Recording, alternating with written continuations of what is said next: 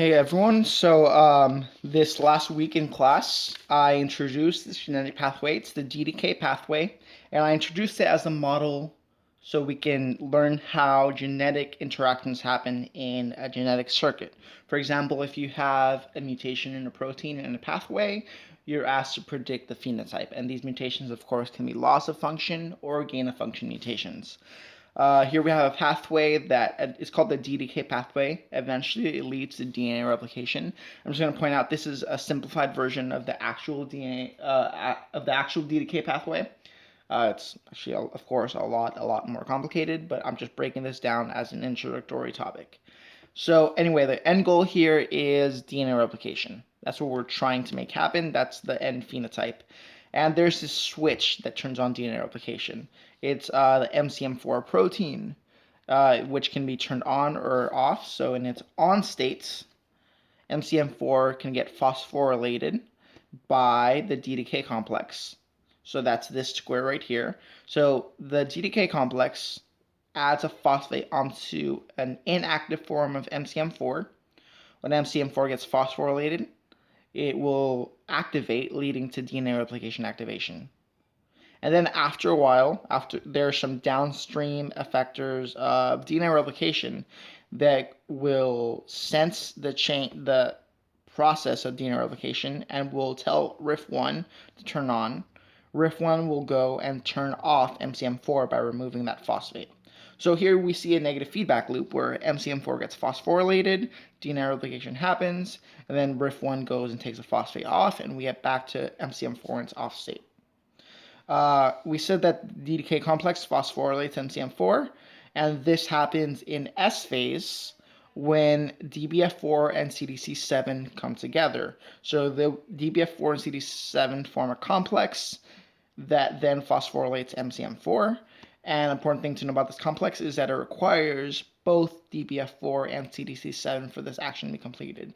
So, for example, if I was to lose DBF4, we would see that MCM4 does not get phosphorylated. And lastly, there's RAD53. That's the last protein we'll talk about, that it gets activated when there's some DNA damage, which is represented by this pink circle. So anytime there's DNA damage in the cell, RAD53 will get turned on. RAD53's job is to block MCM4 from getting activated. So the best way to think about this would be almost like a brake pedal that doesn't allow MCM4 to get phosphorylated in the first place. Okay, so we have two downregulators of DNA replication and one upregulator. The upregulator, of course, is going to be the DDK complex. That's going to lead to phosphorylation of MCM4. And then you have a downregulator called RIF1 that's going to take the phosphate off. You have RAD53 that's going to block MCM4 before it can be activated in the first place. I know this may be kind of confusing, so I have an analogy here. So imagine this whole system was like a bicycle, right? So MCM4 in this case would be like the pedal of a bicycle that's going to push, like DDK would be like a foot that's going to push the pedal into its on state.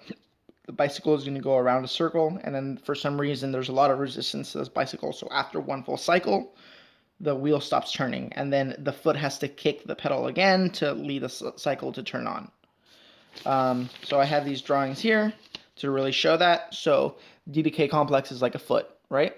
And it's going to activate MCM4. And of course, the DDK is made of these two other proteins, CDC7 and DBF4. I showed these as like leg bones connecting to the foot. That is the DDK complex. I'm going to push the MCM4 protein into its on state. MCM4 in its on state is now phosphorylated, as we can see here. Let me get extra papers out of the way. And then the guy's foot falls back as this goes back into its off state. That's mediated by RIF1, right? So this is a cycle that gets, as we have here, gets turned on.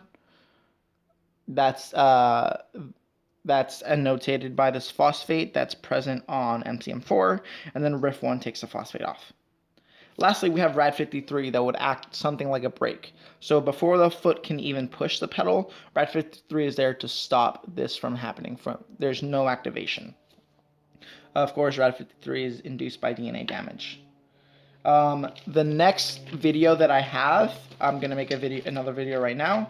I'm going to introduce what mutations can lead to changes in this pathway. But the very last thing I'll make a note of before we get to that video is just the life cycle of yeast, because this will be very important moving forward. In a simple analogy, or a simple diagram, yeast become diploid when they're fertilized. So there's these two gametes, one from like the mother, one from the father, come together, form a diploid cell.